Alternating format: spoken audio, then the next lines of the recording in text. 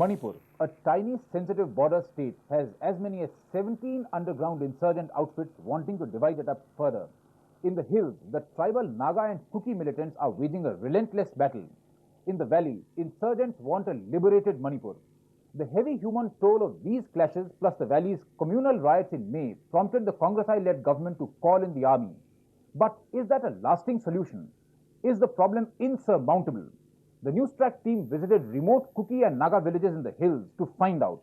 They also travelled on the banned National Highway 39 from Imphal to Moreh at great risk to their lives. Mini Ved reports.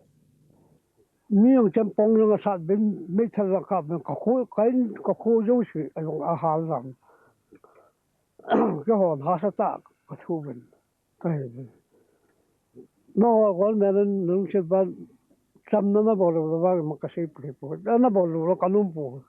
Victims of insurgency everywhere speak the same language of pain and suffering. This man's lament could easily be echoed in today's Kashmir or yesterday's Punjab. Behind these images of beauty lie the all too familiar images of sorrow. Naga militants set ablaze 22 houses in this Kuki village, Sita, despite an army post barely 15 minutes away. Today the villagers believe in arming themselves. Manipur's real tragedy is not the fact that it has a history of 40 years of insurgency. It is that no one, not the government, centre, press or public, pays any attention to it. Manipur's 5 hill districts have, in the last 6 months, seen the most violent phase of the Kuki-Naga feud. What is it all about? The Nagas, represented by the National Socialist Council of Nagaland, want a separate southern Nagaland of their own, which includes substantial areas of Manipur. We are never Indians, and we will never be Indians, and we have our own right. We have our own right to determine our future. On the other side, the Kukis, a migratory tribe originally from Burma, have been spurred by their own newly created Kuki militant organizations to throw up a demand for a separate Kuki land. Mention Kuki land to a proud Naga and watch the sparks fly. Kala atum hiya nagawi ngalay hili ralaga nagawi ngalay li itum ngayin kui sage pam sage da acha awo yi thodai na tax milaga pamra ka hai ne chui wang ai na Kuki na itum homeland Manipur hili homeland tanra kachi hiya atum wi right malay lak mane kala nagawi ngalay hi tot ak hina dangdam mami mara kachi hi itumwe nagawi paisin. For decades, Kukis paid taxes, land tax and a Nagaland tax to the NSCN. But after the NSCN split in 1988, new Kuki militant outfits were born and the rules were changed. Kukis now refuse to pay taxes. Today, this is the main bone of contention. Government in Athalala anaga naga hokama tax pay tavan de kapi to tilo government kama chen kai win naga hopi pu kati. This impasse has led to a vicious chain of attack, reprisals, killing, razing of homes and hounding each other out. More than 150 lives have been lost in the last 6 months. Is there any solution in sight? There has to be a political solution, and it is the government who has to bring that to the table. Both sides, inflexible in their positions, place the onus of a solution onto the Manipur government, which is clearly in a no-win, or rather can't do anything to win situation. It can't have separate homelands and it can't curb insurgency. I have to admit our deficiency, but deficiency is also partly because we are not determined, we have not political motivation, political determination, but because, the police which is to deal with it is so badly armed and they are so immobile. It is the same syndrome of short-sightedness that seems to afflict insurgency-ridden states in India, whether it is Punjab, Kashmir or the Northeast. Ignore the problem in the initial stages. In the meantime, militants highlight perceived grievances, gather public support, arms and a mass base, and destabilize the police forces. Political leaders playing off one group against the other lose credibility and finally resort to knee-jerk responses which are usually too little and too late. They call in the Green Berets.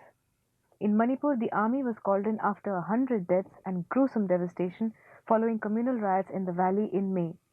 Army is not the solution, I know. But the situation as it is, we have to resort to it. We have to depend on them. center should open up a dialogue with these people, with these insurgents, and try to find a political solution. As in Kashmir and earlier in Punjab, the people's alienation from the national mainstream is very real in Manipur.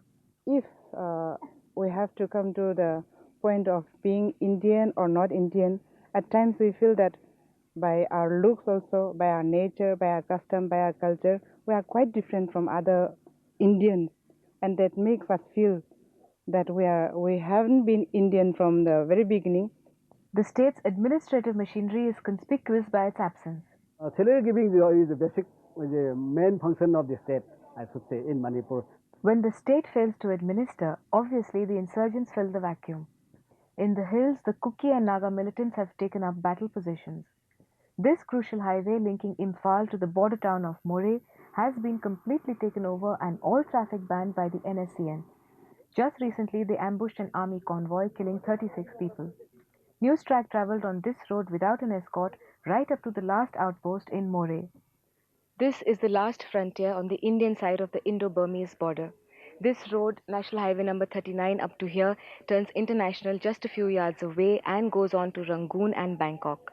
This town of Moreh is strategically important both in terms of international trade and as a center for control of power for rival insurgent groups, whether it is the National Socialist Council of Nagaland or the Kuki National Army.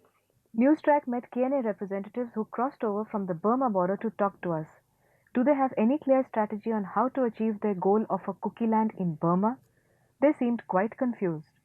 The lands which we have occupied just now, it is from the beginning of our forefathers and mothers. So we have to take or we have to occupy this area, a separate land for the Kuki. When do you think that you will be able to succeed in this? How long will it take you? We suppose it will take 4 or 5 years. You're going to fight with Burma. What is your military strength? Military train means Strength. How Strength. many arms? How many people? so this is about special training trainers as 600 about 600 volunteers are there. 600 volunteers. Mm. And you have sophisticated arms? Yes, we have sophisticated arms like G3, M16, AK-47. Now, do you care about what happens to cookies in India? If this tension or this harassment or torture will be going so long, some days we can revenge or we can take necessary action. With their ongoing economic and traffic blockade of the Imphal-Moreh road, the NSCN has openly served notice on the KNA. Who wins the battle for Moreh and who emerges the stronger in the Kuki-Naga conflict will definitely not be decided in the near future. Moreh is a colorful town inhabited by local Kukis and watch this, 6 Tamilians, Biharis and Marwaris who were Burmese refugees. Burmese traders cross over daily from nearby Tamu to sell goods in the open but unofficial market that is held from 6 to 9:30 every morning, where South Indian dosas trade places with Burmese noodles. But the megabucks, of course, funneled through the multi-crore clandestine trade of teak, cloves, narcotics and arms, make their illegal way to fund warring insurgent outfits on either side of the border. पैसा के लिए तो बहुत बहुत मामला चलता है ये पैसा दुकान में टैक्स लेता है वो लोग सीक्रेट में जो पब्लिक में तो मालूम नहीं है. The three valley districts, where 70% of Manipur's 18 lakh population lives, are virtually run by Meitei insurgent groups, the most prominent being the Banned People's Liberation Army and to a lesser extent the United Nation Liberation Front. These valley insurgents are fighting for an independent Manipur and they have considerable grassroots support courtesy their calculated crusade against social evils. They started no more bigamy, no more drink, no more trade in alcoholism and drug addict like that. There is a definite growing confidence that the justice will be dispensed by them. And you would be surprised, but you will see a lot of ads that comes out in the local dailies which first says that such and such thing has been done wrong to me, and then will the relevant authority kind of look into. The relevant authority in these cases is your friendly neighborhood insurgent, dispensing justice and holding people's court, and his decision is final. The guilty even apologize in print. This used to be done in Punjab and Assam too. In this particular case, he is saying that under instructions from the PLA, he has stopped selling liquor, which is again banned here. Then another one which says that he would have stopped, he has stopped drinking. Of course, as with insurgents anywhere, there is a price tag attached. And in Manipur, it's all very fair and Marxist, from each according to his capacity. Extortion is the name of this game. Ministers are paying, officials are paying, the police people are paying, then the professionals are paying. People just have to pay up if the insurgents ask for. Otherwise, you lose your life. So, in a sense, then the people cannot have confidence in the administration. Naturally, how can they have confidence when these things are there? But that's why I'm saying that we have to. Without confidence, no government can run. So we must regain the confidence of the people. Unless Manipur's people turn against secessionist groups and stop accepting insurgency as an inevitable part of their lives, the images of ghostly, curfew-bound streets and the deafening sounds of silence will continue. Broken occasionally by the charge of the Myra Paibi Brigade, this time protesting against army deployment in their state. Manipur's Myra Paibis or torchbearers began in the mid-70s as a reformist movement against alcoholism and drug addiction. They are mostly housewives, strong, committed women who literally come out on the streets to protest using a code system of banging on electric poles, much like jungle tom-toms, to gather forces. ꯑꯩꯈꯣꯏ ꯄ꯭ꯔꯖꯥꯒꯤ ꯃꯌꯥꯝꯗ combing operation ꯇꯧꯕ ꯌꯥꯗꯦ ꯑꯗꯨꯅ ꯑꯩꯈꯣꯏ ꯃꯌꯥꯝꯒꯤꯗꯤ ꯑꯩꯈꯣꯏ ꯏꯆꯥ ꯏꯁꯨ ꯑꯗꯩ ꯐꯠꯇ ꯍꯥꯎꯊꯤ ꯄꯨꯝꯅꯃꯛ ꯑꯩꯈꯣꯏꯅ ꯉꯥꯛꯀꯅꯤ ꯀꯣꯝꯕꯤꯡ ꯇꯧꯕꯤꯒꯅꯨ ꯍꯥꯏꯗꯅ ꯒꯕꯔꯅꯔꯗ ꯂꯥꯎꯗꯅ chief ꯃꯤꯅꯤꯁꯇꯔꯗ ꯂꯥꯎꯗꯅ. So how would you describe their spirit of these Myra Paibis? It's something indefinable, but it's a spirit which moves them to fight a force that is very strong, the might of the Indian Army and women who go to work to earn their livings, and most of them illiterate. And finally, if Manipur's masters really believe that the presence of the army will help normalize the state, let them listen to this old woman.